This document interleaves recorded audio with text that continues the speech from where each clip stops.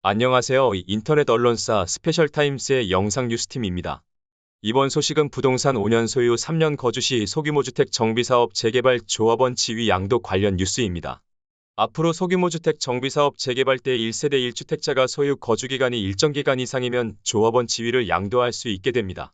소형 항공운송 사업의 승객 좌석수는 최대 80석까지 허용되고 역세권 개발 사업의 절차 중복도 해소됩니다.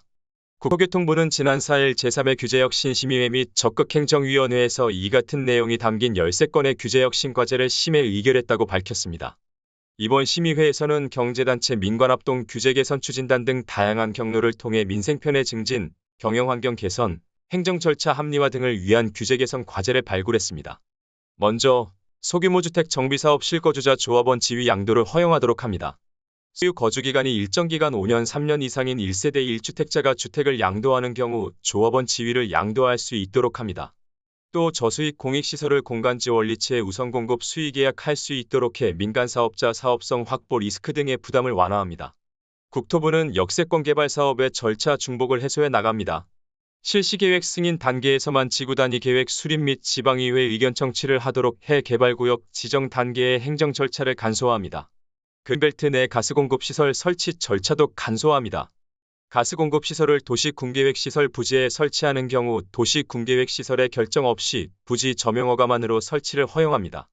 미끄럼 방지 포장을 신설 도로나 포장의 종류에 관계없이 설치할 수 있도록 해 도로 안전성 또한 강화합니다. 소형 항공운송 사업의 승객 좌석수 제한은 앞으로 완화합니다.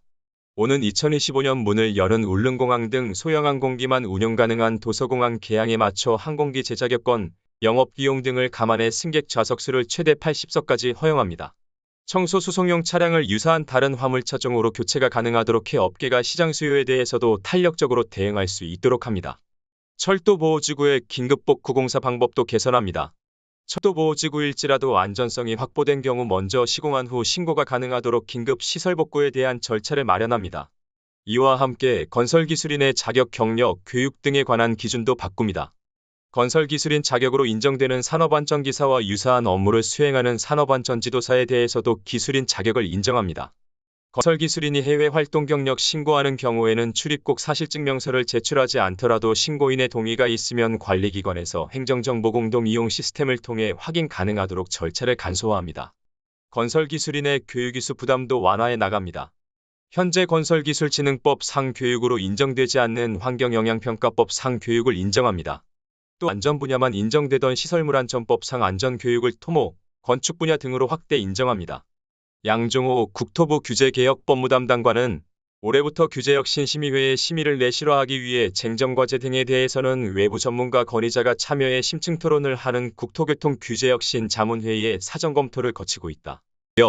앞으로도 국토교통 분야의 기업, 협회 등이 참여할 수 있는 간담회, 공청회 등을 통해 의견 청취 기회를 확대하고 체감도 높은 과제를 발굴하기 위해 노력할 것이라고 말했습니다. 이상 스페셜타임스의 영상 뉴스팀이었습니다.